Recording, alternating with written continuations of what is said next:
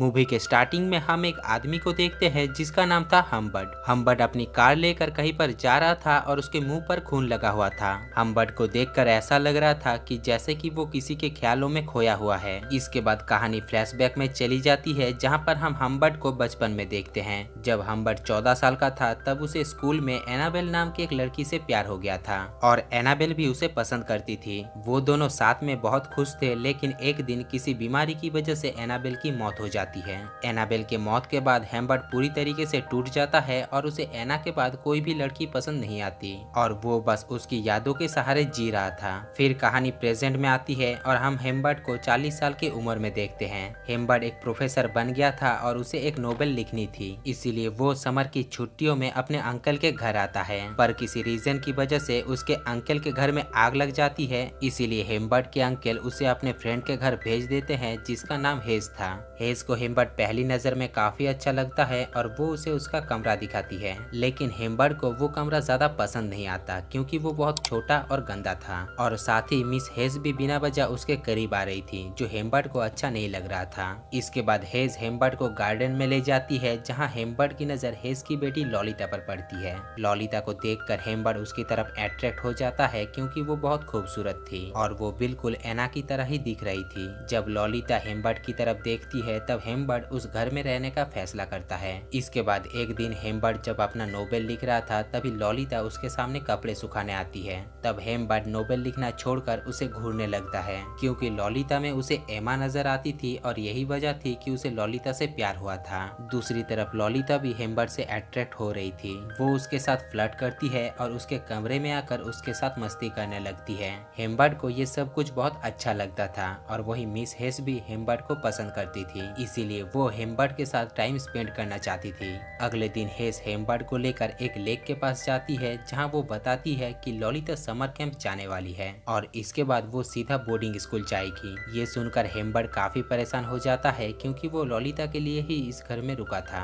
अगले दिन लॉलिता को जब ये पता चलता है कि उसे समर कैंप से सीधा बोर्डिंग स्कूल जाना है तो वो नखरे करने लगती है, लेकिन उसकी मॉम उसे समझाती है और उसे बोर्डिंग स्कूल जाने के लिए मना लेती है। अगली सुबह हेम्बर्ट देर से उठता है और जब वो खिड़की से देखता है तब लॉलिता जा रही थी। तभी लॉलिता भी उसे देख लेती है और वो कार से उतरकर हेम्बर्ट के पास दौड़ी चली जाती है। ऊपर जाके वो उसे हग करती है और बाद में उसे किस करती है और इसके बाद वो वहाँ से चली जाती है। लॉलिता के चले जाने के बाद हेस हेम्बर्ट को एक लेटर लिखती है जिसमें उसने उससे शादी करने का प्रस्ताव रखा था। तब हेम्बर्ट भी मान जाता है क्योंकि यही एक तरीका था लॉलिता के करीब रहकर उसे हासिल करने का। इसके बाद हेम्बर्ट हेस से शादी कर लेता है। शादी के बाद हेस हेम्बर्ट के साथ गपागप करना चाहती थी, लेकिन हेम्बर्ट हर बार किसी न किसी कारण से बच जाता था। उसे बस लॉलिता का ही इंतजार था कि कब वो वापस आए। हेस को हेम्बर्ट और लॉलिता के बारे में कुछ भी पता नहीं था, लेकिन एक दिन जब हेम्बर्ट बाहर था तब हेस उसकी पर्सनल डायरी पढ़ लेती है और उसे पता चल जाता है कि हेम्बर्ट की नजर लॉलिता पर है। जब हेम्बर्ट घर आता है तब हेस उसके ऊपर बहुत गुस्सा करती है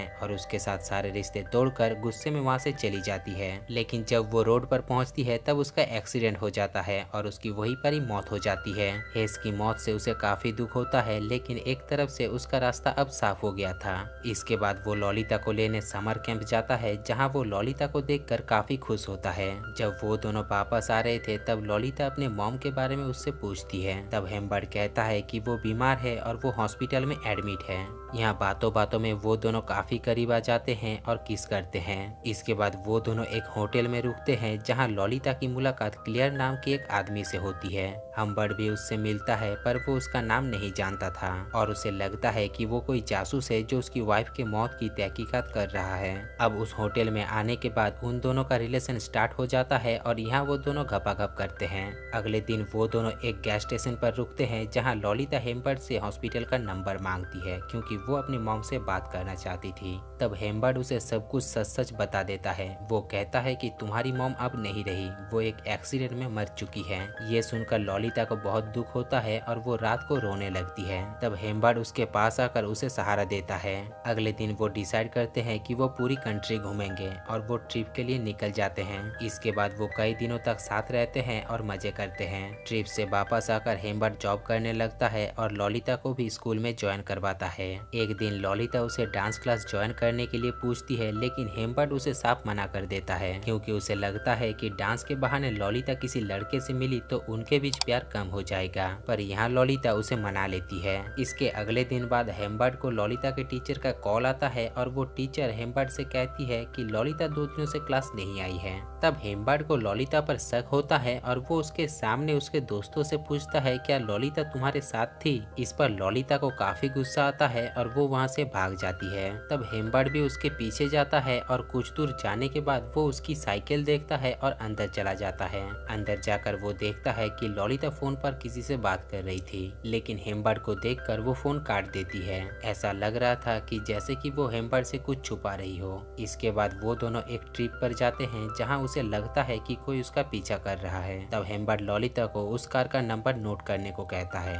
इसके बाद वो दोनों एक होटल में रुकते हैं जहाँ हेम्बर्ट ललिता से कहता है कि मैं किसी काम से बाहर जा रहा हूँ, और ये कहकर वो वहाँ से चला जाता है। जब वो वापस आता है तब वो ललिता के पैरों में कीचड़ और उसकी लिपस्टिक को फैला हुआ देखते हैं। ये देखकर वो समझ जाता है कि किसी ने ललिता के साथ घपाघप किया है, इसीलिए वो भी ललिता के साथ जबरदस्ती घपाघप करता है। इसके बाद ललिता की तबीयत खराब हो जाती है, इसीलिए उसे हॉस्पिटल में एडमिट किया जाता है। वो रात का समय था, इसीलिए डॉक्टर हेम्बर्ट को घर जाने के लिए कहता है। अगली सुबह हेम्बर्ट हॉस्पिटल में कॉल करता है ताकि वो ललिता के तबीयत के बारे में जान सके, लेकिन हॉस्पिटल की नर्स बोलती है कि ललिता को उसके अंकल यहाँ से डिस्चार्ज करके ले गए। इसके बाद हेम्बर्ट पागलों की तरह उसे ढूंढने लगता है, लेकिन काफी कोशिशों के बाद भी ललिता उसे कहीं नहीं मिलती। इसके बाद हमें 3 साल बाद का सीन दिखाया जाता है जहाँ पर हेम्बर्ट को ललिता का एक लेटर मिलता है जिसमें उसने लिखा था कि मैंने शादी कर ली है और मैं अभी प्रेग्नेंट हूँ और मुझे अभी थोड़े पैसों की जरूरत है।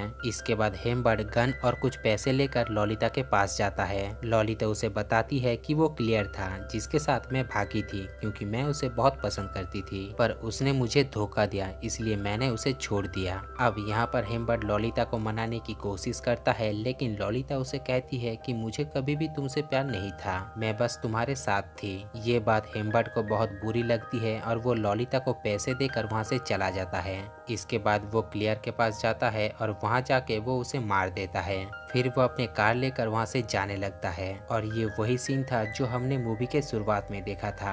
अब हेम्बर्ट ने क्लियर को मार दिया था, इसलिए पुलिस उसके पीछे पड़ी थी, पर हेम्बर्ट को इस बात का कोई भी डर नहीं था क्योंकि जिस लड़की को वो अपना मानता था वो उसे प्यार ही नहीं करती थी। इसके बाद पुलिस उसे पकड़ लेती है और 1 साल के अंदर जेल में उसकी मौत हो जाती है और इसके अगले महीने ललिता भी अपने बच्चे को जन्म देकर मर जाती है और यहीं पर ही इस मूवी की कहानी खत्म हो जाती है।